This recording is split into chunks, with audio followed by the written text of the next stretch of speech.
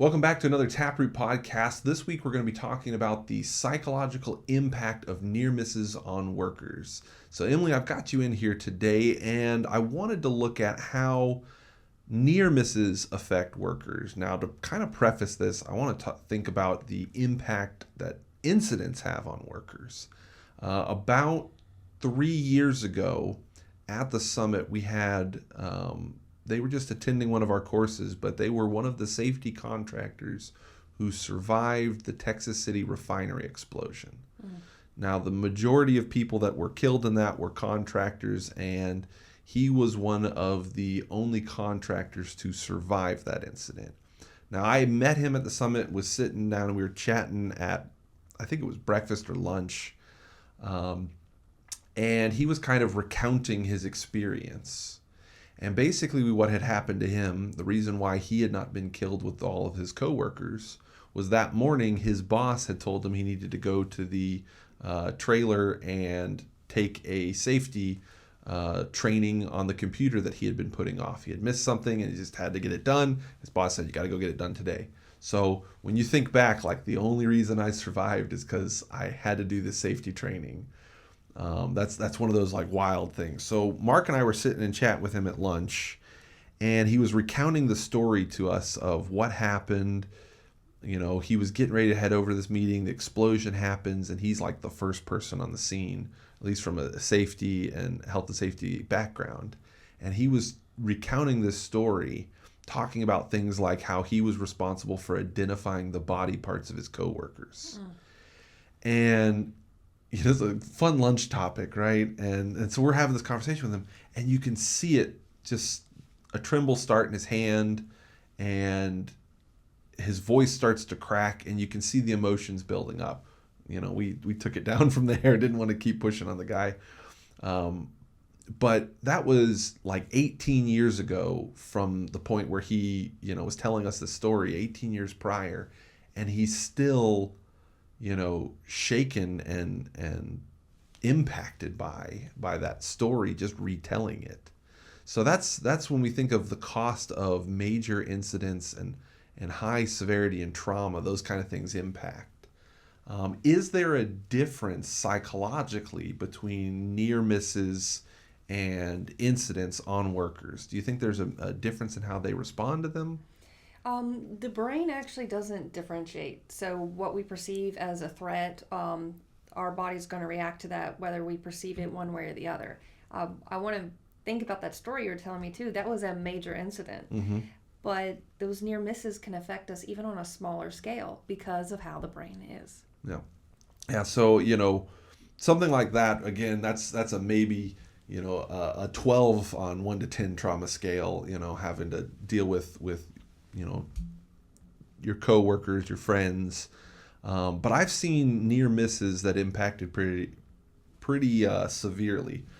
In our 2-day and 5-day course, we actually use an example of a chain break. Yeah. And that video, it's a short video, the chain breaks, and there's this worker, they're repositioning an anchor chain on an offshore platform, and this worker is standing next to the chain, and you see them move slightly away when it breaks and it starts to move, and they kind of jump out of the way. And that's scary enough, but I always play that video all the way through because I think the reaction to it is always important for us in safety to recognize, because you can see the worker walk back out and they take a look at where they were standing. They take a look at where the chain is. You see them do this kind of like double take, and they just fall on their bottom, and they just take a second, sit down, and the other guys come around them because, to that person, their life just flashed before their eyes. And I think there is something between, how we respond to things and how close we came and its impact on us. So what kinds of stress do people undergo, and how does that affect people's brains? There's that chain video, by the way, as you're telling, I remember watching it. It's not like a little bicycle chain. This thing is like as big as people. Huge. And when you see that snap, yeah, just having a reaction to it, hearing it, and I didn't live through it. I just saw it in a video. So the after effects, the things that can cause somebody stress, we can have some disorientation, some PTSD, which is not just for people in the military. So we've got post traumatic stress, people thinking that it could have been me, it should have been me, kind of survivor's guilt, like you were talking about in the other story there. There's a lot of emotional toll, which is what we're really trying to focus on, where if leaders aren't paying attention, they miss those signs, because most people are going to just, sweep it up like, okay, it was a near miss, it was a precursor incident, nothing happened, we're good, let's go home for the day. But there's this emotional heaviness that continues on. And it can last. There's no dedicated time frame of how long that can stay with somebody, especially in a tight-knit environment where maybe we've got some crews they're like a family, and realize that could have been it. So you've got this, you mentioned short-term kind of disorientation, and then there's kind of a long-term impact. What are some of the mechanisms that people can use to look at for those different signs for, is it a short-term versus a long-term? Well, some of the things you can do is have some steps in place with your workers to look at some of the we talk about psychological safety a lot. Some of the strategies to first normalize what those reactions look like, and then work through protocols on with your people, having that in place for when these events occur, instead of just passing them off to the side. Let's talk about it. Let's work through it. Psychological first aid, one of the first things is active listening and talking about the incident, doing a debrief, or just working through and noticing if somebody is tense, having things in place to discuss these events and work through them. So some of the signs to look at is obviously, when it happens, when a near miss happens, that doesn't mean the worker's ready to just get back to work. But we do push. We push them right back in. Yeah. Sometimes we need to take that person aside, set them aside, have a conversation. So I think there's definitely a role in supervisors to recognize the condition that somebody is in. In our root cause tree, we have it under supervisors as a responsibility, because you have to look at the health of your workforce, who you're having do what tasks. So if somebody's been through a near miss, we often are told the kind of thing as a kid, get back on the horse. Mm-hmm. That doesn't mean in an industrial setting that's always the right thing. Well, we're also taught, especially as in a male industry, that we don't show emotion. We have to be tough. And if somebody pulled you aside and said, "Hey, Alex, how are you feeling? Are you going to talk?" No. So there's an approach, a way to just first make sure that, hey, are we really good? Yeah. Do you need to talk to me about this? Come see me, just where there's no pressure, but the door's there, because there are things that linger, and there are things that people need to get off their chest and talk about, because if it's sticking with you, if you're thinking about it, losing sleep, just maybe it's manifesting through anger and other things, then it means you haven't dealt with it. So I think you hear the disorientation.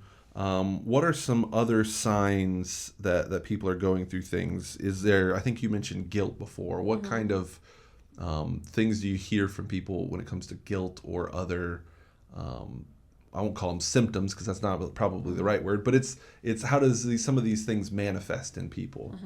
Mm-hmm. Sometimes it can be, if there's a religious tie into there, some people may be angry, especially if it is something that they felt like they did wrong, they could have prevented. They'll internalize that towards themselves, thinking that not the person that, like the chain incident, not the person who nearly missed the chain, but maybe somebody else who was there, that then feels like, oh my gosh, I could have been the person to cause this fatality. And so then they wrestle with themselves.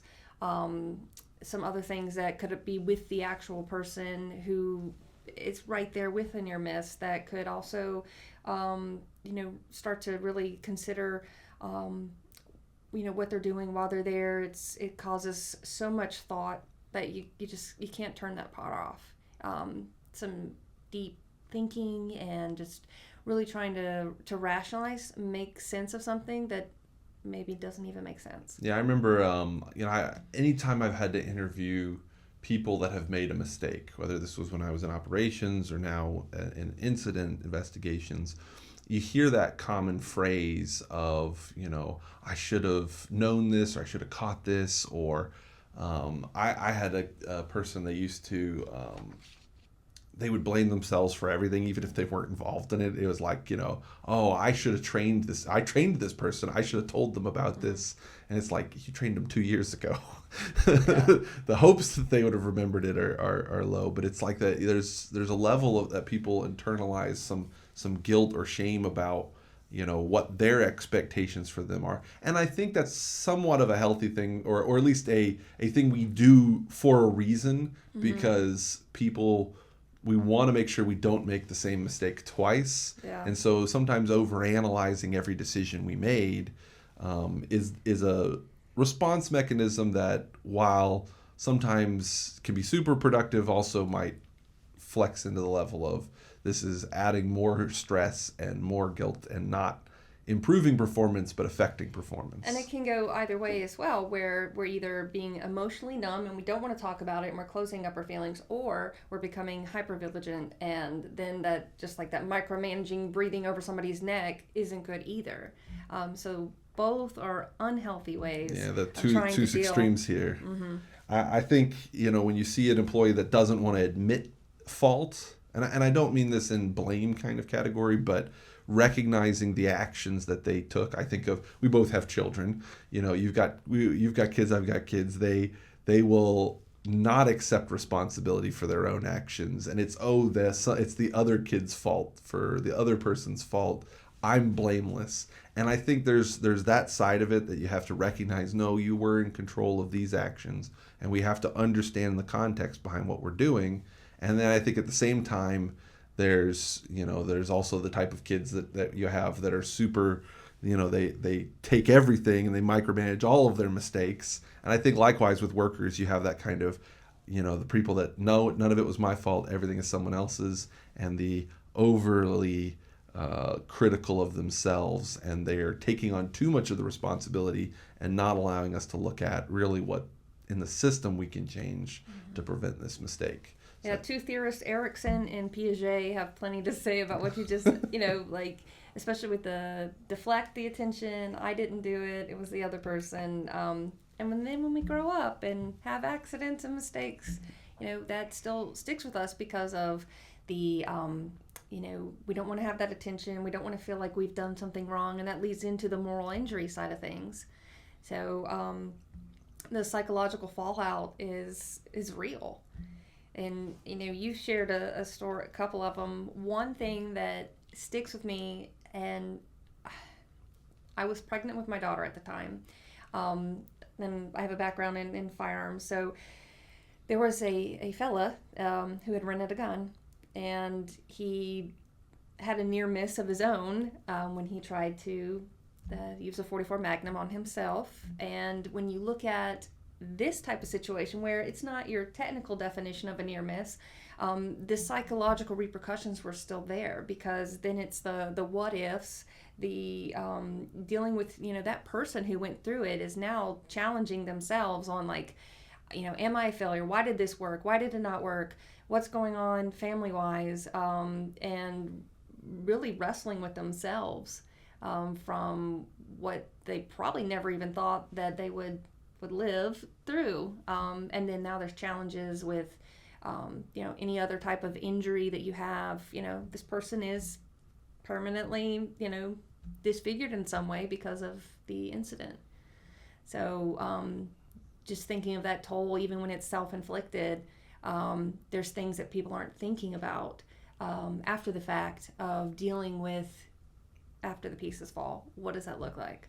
Yeah, and there's a level, and I think, when you talk about team dynamics on this too, there's, from your side of it, you didn't know this person personally. It's not like you would ever have seen that, but at the same time, if they had completed the task they were trying to do, there might be something from your side of it where you feel like, well, hey, I was renting it out to them at the time. I was the one that handed them the bullets, and Well, those kind of things can weigh on employees and you're coworkers. absolutely right, because after that, for one, nobody expects this to occur. I mean, it does happen. It's happened more than once with people who rent a firearm in multiple applications, but just the feeling, the vibe in the business after that, because you've got EMS coming through, and then there's the news crew, and I was pregnant at the time, so I was not touching a lot of firearms or ammunition. So he happened to go to the wrong lane,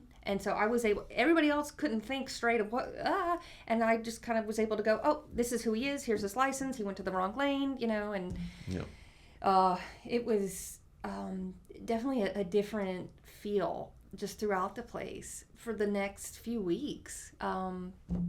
Just dealing with that, even for the rest of us, because we're dealing with something that it's already it's a hazardous thing, right? I mean, beyond lead and all the other health hazards, but the actual hazard of that itself, and just like, wow, I mean, what if I had been placed in the, who knows? What if it wasn't self-inflicted but outside? There's a lot of those kind of fear things.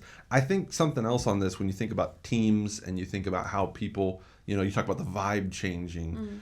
I've seen different types of trauma that teams go through that affect the way that people interact with themselves. So if you've seen like a crew that's been through a really impactful fatality, that group is really cautious for new people coming in. And I think that makes a difference also on how they treat. And I think sometimes you see it kind of in two different ways. I remember in Band of Brothers, very great HBO show, but they talk about that they make the case for kind of the old timers versus the new timers that are coming in. So there's the people that were there, that went through Easy Company from D-Day to the Bulge to all these different things, versus the new recruits that just came back. It's still like that today. And it's still like that today. Yeah. But you look at like the group that's been through trauma together, you can have the type of personalities that that exclude the new people coming in because they haven't been through what you've been through. And you can see the other people that come through that kind of take on, I'll call it the mama bear, kind of they bringing them in, trying to teach them everything and protect them and shield them from the trauma that they've felt. So I think you can kind of, again, see that dichotomy with how groups respond. Are they taking a very standoffish, circle the wagons kind of mentality, or are they taking a really hyper sheltering mentality? And again, you've got to look to recognize those different group dynamics, because your response is different based on what you're trying to deal with and process. So there's shared trauma, there's individual guilt and trauma. We kind of talked about processing it. You mentioned psychological debriefing and psychological first aid. What is that, and what are the steps for this? There's not a perfect answer for that. Of course, it depends on your industry and things like that. But psychological first aid, a short, brief way of explaining that is when we think of traditional first aid, right? We've got our tools and things to help us when we have an injury. With psychological first aid, it's having the same tools to be able to speak up, speak out without fear or retaliation. So when there's an incident and somebody has this emotional trauma, then with safe, great psychological first aid, then they can speak about it. They can talk about it. It's a place where they're not going to feel like they're being bashed or ridiculed or looked down upon. They are real, legitimate feelings that every human being has, whether you're male, female, or whatever industry you work in. So you should be able to freely express that. And then also, because it should be a safe place, just like we have first aid to cover, I've got a tourniquet to stop the bleeding, we should have steps in place to help with the emotional processing of something that has happened at the workplace. So worker gets injured. Let's just do something simple. They have a cut on their hand. They're going to go to the nurse. They're going to get stitches, bandaged, whatever. taken care of. Yeah, there'll be care instructions, make sure you do this and this and this for proper healing. Yep, here's your Tylenol for the day, whatever it is. Maybe you're on light duty, depending on, again, Yeah, your so job. there's those. From a psychological standpoint, what does that kind of assessment phase look like? So from, if this is first aid, we're looking at assessing the situation. What does that look like from a psychological? What are some things that they're looking for? What does that assessment process look like? The first thing to look at is behaviors. And if you notice something's off, and I think especially when we're talking about tight-knit communities, these worker groups that know each other, they're in the in-group, they're going to already know if something's off about somebody. And so that's the time to, if you've already got the rapport and the trust with someone, to, pull them over and just say, hey, man, I know that was really tough the other day. You want to talk to me about it?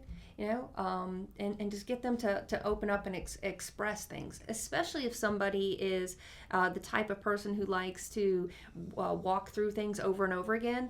Use that as a healthy outlet to say, hey, man, that was close. Let's look at some stuff on how we can make sure it doesn't happen again. What could have been different in those debriefings? Then we use it as a teachable moment where we can also have a sense of security and protection, that we're looking out for each other, not being dismissive that, oh, it was no big thing. So not ignoring those small signals is kind of that first step, because again, when we think about that emotional, you mentioned kind of the male culture, right? We can't show, it's the small signals. A lot of guys aren't, and girls won't show those open signals. It's not always going to be the person's crying in the corner, right? Granted, that is a very big sign, but there's a lot of small things that you need to look for too. Looking for somebody who's usually talkative not being talkative, looking for somebody who's normally warm and friendly, they have now become more isolated, more solo. They're not seeking out relationships they typically would. Some of that is just natural processing of something, just working through the, so then it's also like, you don't want to feel like you're hovering over somebody, like, okay, like, give me some space, like, I'm okay, but a lot of it also is just having the resources there, knowing that when we talk about a safe place, that just like you can talk to HR and go about other issues that are out there, if you've got EAPs and other programs, make sure that that's illuminated for your workers, that hey, in the industry that we work, we've also have some other things. Here's like an anonymous hotline. Here's a chat line. There's all these things that we can talk about. There's all these resources that we have. I mean, talking is one of it's the low-hanging fruit, but we have to talk through and process what we're dealing with to make sense of it. To actually, it's kind of like, you hear people talk about baggage. Well, you have to unpack the baggage to finally put it away. And so if we hang on to stuff and hang on and hang on and hang on, then it eventually manifests in various ways, where then we're seeing it at home, at school, with kids, wherever. So, I think workers, especially with psychological safety, it's the duty of the employer to make sure that anything that happens in the workplace, beyond just a regular first aid, but even an emotional first aid, is addressed. So I think if this was me giving advice to myself in the past, right? That's sometimes what I like to think of this as. I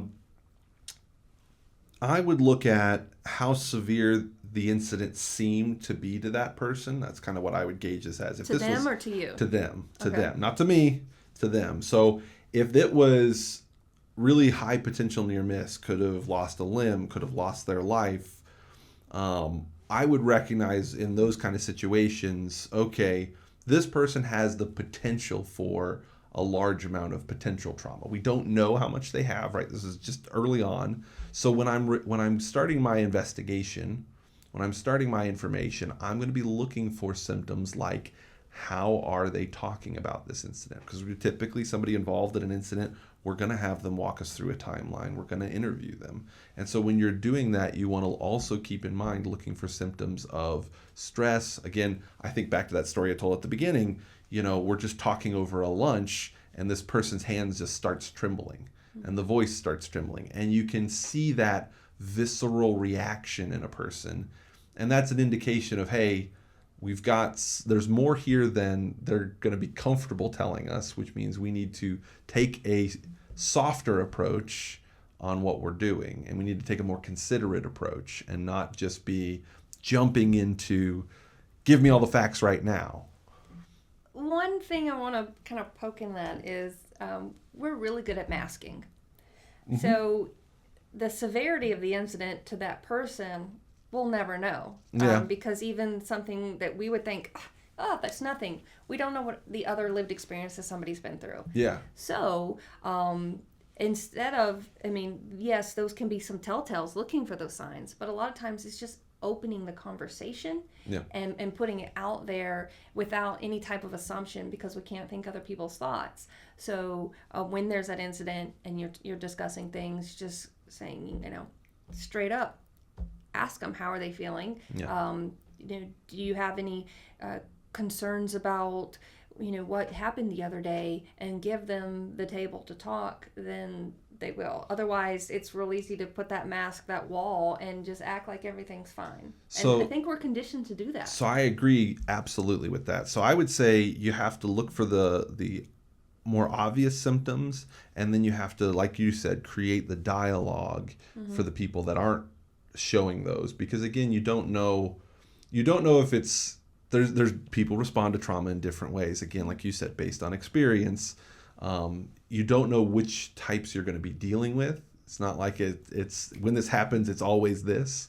So having that as an open. Now, I would also state this: I don't expect supervisors to be therapists, and I don't think companies should expect that. There's a level of it that we just deal with, and when you are a supervisor, you have to learn to talk to people about things and do typically as a supervisor, you're doing conflict de-escalation more than trauma processing. So I would also suggest that investigators and supervisors recognize symptoms and know the resources to get people to help. Absolutely. Because I'm not going to be qualified to talk someone through their PTSD. That's not, you're a supervisor, that's not your job. And it adds more to you, that then it's repeating the cycle, because then if you weren't effective in that and something escalates. I'm just not going to trust half the supervisors to be qualified for that. So I think giving them resources to say, hey, when you recognize these symptoms, here are resources you can give people.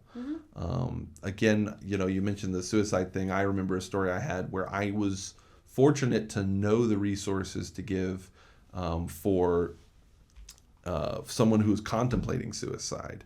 And I did the appropriate response as a supervisor, which was I did have a conversation and brought them in and gave them opportunity, and they shared a lot with me. But I then redirected it to the proper resources. So made the connection, had the moment, had the conversation, but I'm not going to solve their life's problems. But I can get them into someone that can listen more, that the company pays for. They don't even have to pay for it. The company pays for it. Exactly. So the resources need to be there. That's the big the point here, is that the resources need to be there. They need to be available. That is what's wrapped up in that whole psychological safety, like we were talking about. Having support programs, even peer support programs. Maybe because if it's one of those industries where everybody's tight-knit, that you look at implementing some form of a peer support program, so we don't have to go and talk to HR or that person we don't like. You can have somebody that you confide in and are able to talk about those things. And I think it's often an outside resource too, because again, HR probably not qualified to go through these things either, but having that as something of, hey, here are resources you can give people, and having your supervisors aware of these things, I think is really important. Health and safety, we have typically a plan when somebody gets severely injured. What doctor do they go to? What hospitals are close by? We've got plans for that. You also should have plans for the psychological side of it, especially if you're in a high-risk industry where fatalities are a possibility, because the person that's responding to that, there are different types of people in this world of how they respond to that kind of situation.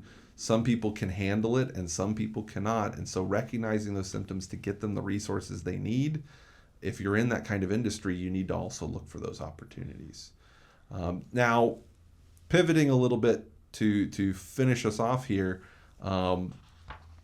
if somebody was wanting more information about these kind of topics, where could they go? What would be a good opportunity for them to get more information about this topic? Well, one of the best ways is to come to the summit, which we have in October, because we've got a track. It's back again, the psychology track of improvement, and there's a lot of different topics, sessions, breakout sessions within the track that deal with things specifically like this. Barb has a session on like neurodivergent workers and what does that mean? What does that look like? It's kind of wrapped up in there as well with the psychological safety aspect, and we've got emotional intelligence and all kinds of things that deal with improvements on a psychological level. The other thing is, of course, our blog. We have articles that we write all the time with a lot of resources. I actually wrote one recently about near misses or precursor incidents and the emotional toll on workers. And you had a resource at the bottom of that one. Yep. What was that? I tend to put a lot of different resources in there, but it's like a PDF of what people can do for trauma-informed care and things for the workplace. So we can put a link for that so you can get directly to the source. Yeah, so all the links for the summit, the links for the blog article, and everything else will be down below. As always, if you enjoyed this podcast, like, comment, subscribe. If you've got any stories of kind of the psychological impact maybe a near miss had on you, share them in the comments below. Always a good way to, I know we had a summit speaker that did, that talked about, their incident, and they kind of used it as they said, this is my therapy, is to go on stage and tell people about this. This is how I process this. So again, always interesting to share. So as always, we will see you guys next time on another Taproot podcast, and we hope to see you at the summit.